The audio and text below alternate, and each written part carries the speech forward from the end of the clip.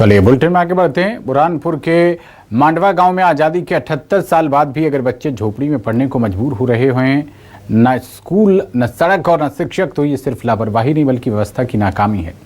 मांडवा ग्राम पंचायत के बोमलिया भाट फाल्या में पढ़ेगा इंडिया बढ़ेगा इंडिया जैसे नारे खोखले साबित हो रहे हैं। इस पर देखिए हमारी ये खास रिपोर्ट। आदिवासी अंचल का मांडवा गांव, सरकारी फाइलों में ये गांव भले ही कवर्ड हो लेकिन जमीनी हकीकत शर्मसार कर देने वाली है। यहाँ न पक्का स्कूल भवन है, न नियमित शिक्षक और न ही सड़क।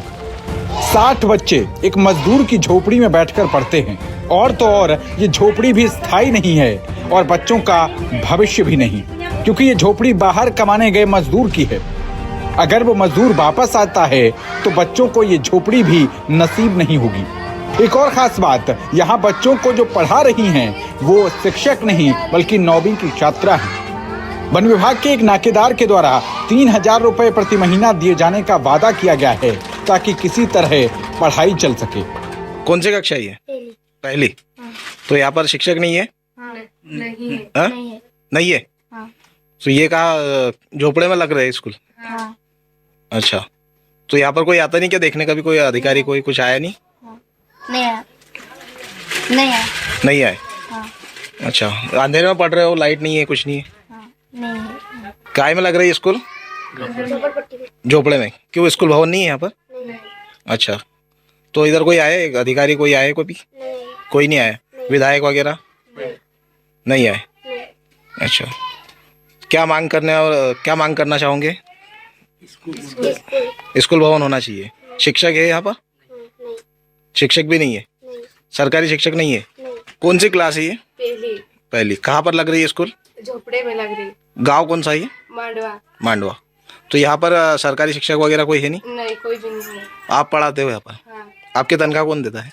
अभी तो कोई नहीं दे, पर देंगे करके बोले, पता नहीं देंगे कि नहीं। किसने बोला है सर तनख्वाह देने का? वो कमलेश्वर भैया ने बोले थे। नाकेदार ये? हाँ। अच्छा, मतलब सरकार की तरफ से नहीं मिल रहा है आपको कुछ भी? देखिए यहाँ पे बच्चे कम थिंग 60 से 70 बच्चे हैं, फिर भी यहाँ पे मतलब बैठने की व्यवस्था नहीं है। उसी कारण यहाँ पे बच्चे झोपड़े में हम बैठा रहे और शिक्षक करवा रहे हैं, तो यहाँ पे बच्चे फिर कम आना लग गए हैं, क्योंकि यहाँ पे शिक्षक की भी बहुत कमी है और यहाँ पे टीचर लोग भी नहीं है यहाँ पे, उसके कारण। और हम यहाँ पे एक बच्चे को थोड़ा बहुत रखा है कि बच्चे को थोड़ा पढ़ाओ वगैरह करके, तो यहाँ पे हम स्कूल के बारे में भी पहले कंप्लीट करके रखे हैं। हेल्पलाइन भी किए थे, पर हेल्पलाइन करने के बावजूद भी वो बोले, सरपंच और सचिव बोले थे कि वापस उठा लो, हम उसका सलाब वलाब डालवा देते हैं बोले थे, पर उसने वापस हेल्पलाइन उठाने के बावजूद फिर बोले, फिर वापस छत भी नहीं भरा और वैसे की वैसे ही पड़ी है स्कूल भी। जब इस मामले में अधिकारियों से बात की गई तो सर्वे और डीपीसी को प्रस्ताव भेजने की बात की जा रही है। विभाग द्वारा अपनी योजनाओं को संचालित करने हेतु शासन के निर्देश हैं। उसी तरह शिक्षा विभाग को भी निर्देश हैं, जिसमें धरती आबा भी हमारा अभियान था, उसमें भी ऐसी संरचनाओं की जानकारी चाही गई थी जहाँ पर जो आवश्यक हो ग्रामीणों के लिए।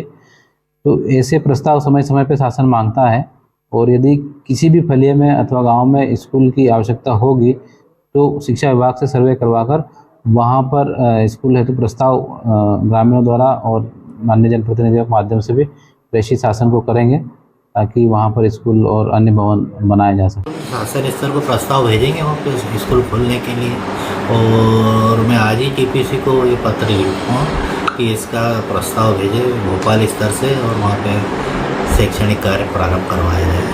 अगले सत्र में निश्चित रूप से हम क्लास प्रारंभ करवाएंगे गवर्नमेंट की तरफ से। ये विडंबना ही है कि आजादी के 78 साल बाद भी सर्वे बाकी है, लेकिन सवाल वही, आखिर कब तक? अगले सत्र में या अगली पीढ़ी में? आदिवासी विधायक, आदिवासी सरपंच, योजनाओं की लंबी सूची, फिर भी बच्चों को झोपड़ी में पढ़ना क्यों पड़ रहा? अगर आज भी स्कूल और सड़क के लिए प्रस्ताव बनेंगे तो फिर नया भारत किसके लिए बन रहा है? अब देखना यह होगा कि शासन जागता है या बोमलिया पाट के बच्चे यूं ही झोपड़ी में भविष्य तलाशते रहेंगे। बुरहानपुर से न्यूज़ 24 मध्य प्रदेश छत्तीसगढ़ के लिए दीपक सोहले की रिपोर्ट।